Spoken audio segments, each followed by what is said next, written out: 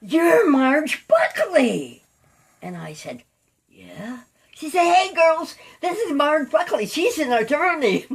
And I'm going, "Oh, God, I'm She's in the what? She's an attorney." Oh, okay. And I figured... Marguerite was the education minister of the Black Panther. Oh, wow. So let me tell you what happened. You'll love it. Anyway, so what happens is... Did you recognize her?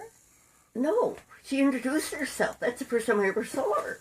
And then but she's telling everybody who And when Marge ran for Attorney General, Marguerite and the United Parents Council of Watts walked precincts for her in Watts, and she won 3 precincts in Watts. She got more votes.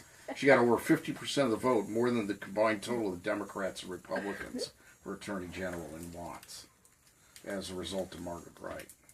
Yeah. She was a beautiful woman. And what happened, we had lots and of she later adventures. ran for president, as a matter of fact, Yeah. in 76. Yeah. Marguerite did? Yeah. Yep. We got her nominated. Yeah. In fact, what happened was Ben Spock was nominated for president, and he asked me to be vice president. I said, "No, Ben." I said, "What the hell are you talking about? We're the People's Party. This is the first campaign we're running, and we're going to have 2 white candidates, 1 6-foot or whatever the hell tall he was, and me, come up to his belt, I guess. I don't know. Anyway, so I said no, and then we talked about Margaret, and I told Ben that he really ought to have her. But in the meantime, in the jail, I'm sitting there and smoking. Everybody's smoking, and I had given up smoking several years before. And the place filled with smoke, and so I start pounding on the door, and the guard comes running up and says, "What are you pounding on the door for?" I said, "I can't breathe." Hey, that's what they say now. I mean, that's a big thing. But I'm saying, I'm pounding on the door, and it's, "I can't breathe." So she says, "Well, wait a minute." And so she goes back to the woman in charge, and she says, "It's that woman attorney." And the supervisor says, "What?" He says, "Yeah, that woman attorney. She's pounding on the door. She says she can't breathe." She says, "Oh, shit." He says, "You go in there. You take them all out. You hose down that cell. And then put them back in." Wow. And everybody's saying, "They're going to kill you. They're going to kill you." I said, "I can't care. I don't care. I can't breathe." So they cleaned it up for you. They cleaned it all up. And Margaret and I became close friends. Marguerite. Margaret Wright. Mm-hmm. Beautiful woman. And we had one great experience where the police had to interfere. She's had her child, and I was driving her to court. And, where all of the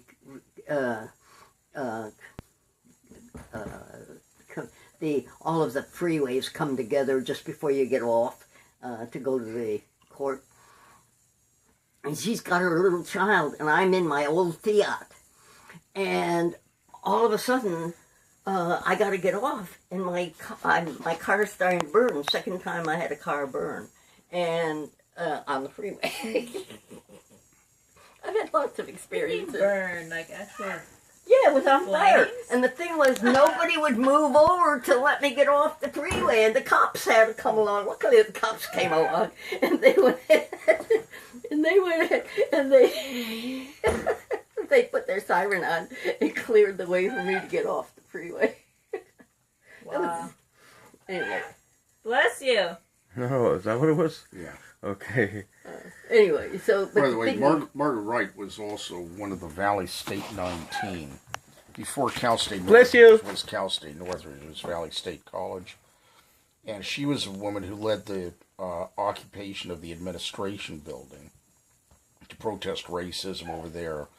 And 19 people, including Bill Papirin, who later became mayor of Pasadena, and Rick Cole, who was at one time mayor of Pasadena, they're all part of the Valley State 19 that all got arrested in the demonstration that led to the establishment of Pan-African Studies and Cal State Northridge and Chicano Studies at Cal State Northridge.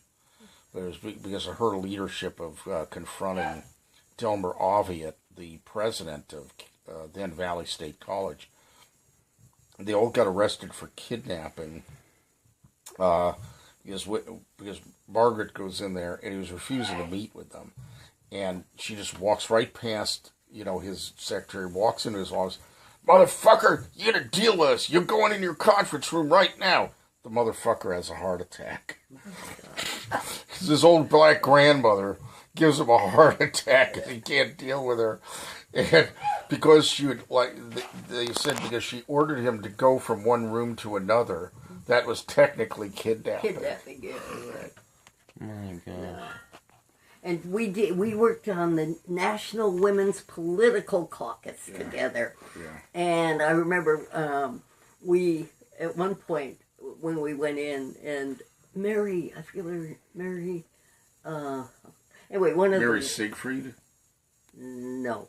I'll think of it in a few minutes. But anyway, this very wealthy white woman in a Mercedes sedan. Of course, I had a little old Mercedes later, but she had a Mercedes sedan. And Margaret and I were sitting there, and she said, Marge, I really used to resent these people. She said, but I'm beginning to realize, that they, as long as they're going ahead and they're trying to learn, and they are starting to donate monies for the communities, then I shouldn't be so angry about them. And I said, well, if you're just mad at her because she's got a Mercedes, I got a Mercedes too. Yeah, but you're different. But who is she referring to? I think white people means.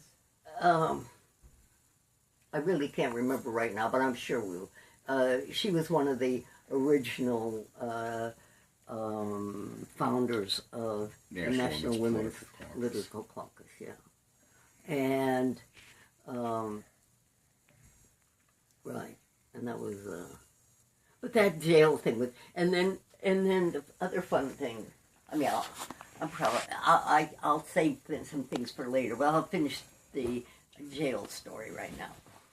What happened was, see, like I said, I'd sprained my ankle, and so I had a wrap around my ankle, and they put me in this cell Friday night. They took us over to Sybil Brand, and they put me in a cell with this nurse, and she had a problem, and I can't. If somebody's got a legal problem, I have to talk to them, even if they don't have any money, and give them my advice. So anyway, she's very upset, and I said, well, what's wrong? And I said, what are you doing in here? She said, well, I got drunk driving. She said, but I got a problem. And I said, what's your problem? And she said, well, my boyfriend is a sheriff, and he took my paycheck, and he was supposed to bail me out. And he hasn't. And I said, oh, well, we'd better get you a phone call to the sheriff's department, right? So in the morning, they move us out of the single cells, and they take us to a dormitory. And so in the meantime, what they do to me is I wear a size 7.5 shoe, so they gave me a size 3 or 4 floppy, and they took away my bandage. So I'm, sort of in a bad way. And so when they stick 2 of us up in front of the line, and they did that on purpose, but puts us in front of the line to go into the dormitory. So he said, anybody got any requests? And I said, yeah. I said, I do. You gave me a pair of floppies that don't fit. You took away my bandage. And so don't put me in an upper bunk, because I'm not going to be able to, maneuver it. And little blonde, well, it's I don't mind blondes, but anyway, this blonde, in her tight uniform, says, that's all. So then we start going. And when we get there, there are only 2 double bunks at the back end of this long dormitory, and all the others are single beds, and all the beds have little cabinets where you put your belongings. And I'm looking, and this cop says, "All right, you go up to the upper bunk." And I said, "What?" And she said, "You heard me, you're in the upper bunk." And then she put the nurse below me. And I started cussing. What? And everybody's sitting saying, "Oh, they're going to kill her. They're going to shoot you. Shh, shh, shh." I said, "God damn son of a bitches, how dare they do this to me?" And I'm really having all this fun. Yeah, I'm really cussing. And they're saying, "You're not allowed to do that." I said, "Forget it. Fuck you all." Anyway, I get to the back, and I'm looking up. There are no ladders to go up. I mean, I had to shinny up, right? And I'm sitting there, and I'm looking around, and there was a bed, and a black woman sitting on the bed. And she has this cabinet next to her. And so she says to me, "Would you like to share my cabinet?" And I look at her, and I say, "Oh, thanks, I really..." Well, it turned out she was top woman in that whole, unit. And so we started talking, and then when the cops would really try to get the young black and young Mexican women to fight each other. And they really dig them. And I'd go in and I'd say, "Listen, that's not your enemy. That's your enemy. And that's not really your enemy. That's her employers. But listen, you two are not enemies." Wow. And I'd do that. And then in the meantime, this woman, whose name I forget right now, but I'll see if I can get her back, she just put the word out. Nobody touches her. That wasn't Margaret. No, that wasn't Margaret. This was a black woman, but she was, I think, a Panther. I don't remember right now, but we had for the 10 days I was there. Every morning I'd get up and put my towel next to her bed, and I would then start doing my exercises, and we would have these political conversations going on. And in the meantime, we got into problems because the nurse and I tried to help some sick people be on the medical list, and those cops, they'd wait till we got the sick person that we were trying to hold up, till we got her almost to the door, and then they'd go and slam the door behind us. This pissed me off. And then I would, of course, say something. What would you say? "You bitches will get your comeuppance one of these days, too." And things like that. Very irrespectful. But anyway, but the thing that then happened was, I see her face, but I don't remember her name right now. But anyway, she got a call from the head of the civil brand, and they asked her, "Why do you keep making calls to the sheriff's department?" And she says, "Oh, because," and I told her, my boyfriend, he took my check, and this nice woman lawyer, told me I should call and say I want my check, I want to be bailed out of here. And so she said, "You got to be careful. There are really bad people out in this place." And she said, "Oh, but I have this really nice friend. She's really good." And so the woman said, "What's her name?" And she said, "Oh, her name's Marge Buckley." And the woman said, "Oh, God, there isn't going to be a roof left on this place." But she didn't understand. I had promised to be good, and I didn't create any hell until the last day. And then what happened was, see, they got mad at me partly because they had never had a woman get permission to leave to go to work. But the judge knew. I told him I have an appearance to make in the middle of the sentence. So he gave an order that I would be allowed to go out to court. And they had never had I mean, the men always could go out and work. The women were not allowed to do it. So I made another first. I was the first woman to go out and work. Well, Worked for a while. yeah, work for a living. But so then the thing though that happened was, see, in those days, anytime they took a woman out of a unit, they would never allow them to come back. If they had to go to court, they were never allowed to go back to the same section because, well, maybe they'll take messages and all that kind of stuff. So I come back from court, and I go into court, and I say, I have to have priority. And the clerk knows me and says, why, Miss Buckley? I said, well, because I'm in jail, and I have to go back to jail. Oh, wow. And she my said, God. oh, you're such a kidder. I said, I'm not kidding. The judge gave me time to come out and handle this case, but I got to go back. And when I go back, I go up to the door, and I say, I want to come in. And they said, you can't come in. And I said, I'm a prisoner. They said, what? I said, I just... Excuse me, this is Gary. Yeah. Anyway, so Wow. I'll finish the story, and then you can go. And actually, so what happened was, they they let me back in finally. But what they said to me was, "Do you know where you came from?" And I said, "Yes." And they said, "Well, why don't you go back there?" Because they didn't want me to have any contact with anything else that was going on. It was bad enough that I had to see what was going on in there. And it's true. That was the problem. They just did not. And because when I left, that was the day I raised hell. I woke up with a fever, and it was a Sunday morning. My husband was supposed to be released. I go upstairs. Released from jail. Released from jail, right? But I go to the medical call because I'm running a fever. And so I go upstairs and I'm in line, and all of a sudden I hear a voice that say, "Miss Buckley, is that you?" I had worked in juvenile hall for 4 months before I became a bank lawyer.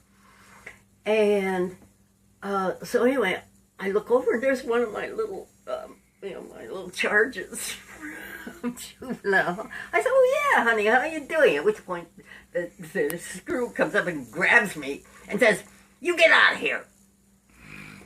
Now I could have been there to have life, threatening medicine applied or something, and she just refused to let me stay. So I go back. And I said, "Okay, I'm not going to fuss because Rick's going to pick me up. That's my husband. He's going to pick me up in a few minutes." And I walk in, and one of the women says to me, "Marge, you're not on the list." I said, "What?" She said, "They don't have your name on the list to be discharged this morning." And I went to the desk, and I said, "Listen, I'm Marguerite Buckley, and I'm leaving this morning." And the woman says, "No, you're not. Your name isn't here." I said, "Listen, you get on that phone and you go ahead and make sure I get out of here, or I'm not only going to sue the county, I'm going to sue you, and you won't have a pair of pants left to wear when I'm through with you." I thought that was so funny. Oh my God. But I didn't laugh. I kept it very serious. And guess what? She got on the phone, and when Rick arrived, I left. Wow. So I'm just saying, that I had advantages. I really did. I had the advantage. Because you were an attorney? Or because you were just bold and crazy? Well, and she's running for DA, and the press, she's got the ear of the press in the middle of the DA race. We did that. We did that one time. And so if they search her online, Jan, the story of Marge Buckley, what turns up there about this woman? I don't know. Yeah, I mean, you got to do some digging because this is back in the 70s. This is well before the internet. Right. So I got to find some people like who worked with us on the Supreme Court case. Lou McCann. Lou McCammon, yeah. Yeah. He's still around, huh? Yeah. And he also had put copies of the suit, etc. in... Probably a UCLA Yeah. special collection on Peace and Freedom. In the special collections Yeah. department over there. Yeah. We need to go get that then, huh? Yeah. Okay. Yeah, the UCLA library special collection has this huge collection on the Peace and Freedom Party. It'll probably have all of Marge's old campaign literature and all that stuff. Really? from Wow. that era. An era still here, or you're still a happy person, it looks like, Marge. Oh, I mean, it's been a long time. You know, this amazing story here. It's almost unbelievable what I've heard here tonight. I've been doing Occupy. Last week I laid down on the sidewalk after we attended the Los Angeles Police Commission meeting. Oh my gosh, and you're from, and how old are you now? I mean, a lot of people would want to know. I know you don't want to tell your age, but you're past I was born 80? in 1932. 1932. Yeah, the problem I had with the... You're past 80 then? Yeah.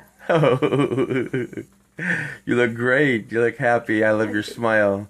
I'm doing longevity work with the neuropsychiatrist, neuropsychologist, Mario Martinez, and he says I'm going to live to be 187. 187? I'm learning how. Oh my gosh. I drink red wine. Red wine. Yeah. Did you drink all of it there? Looks like you did. I didn't drink all of it. Several other people had some too. Yeah. Anyway. All right. Well, thank you very much, Marge. You're welcome. All right. I got lots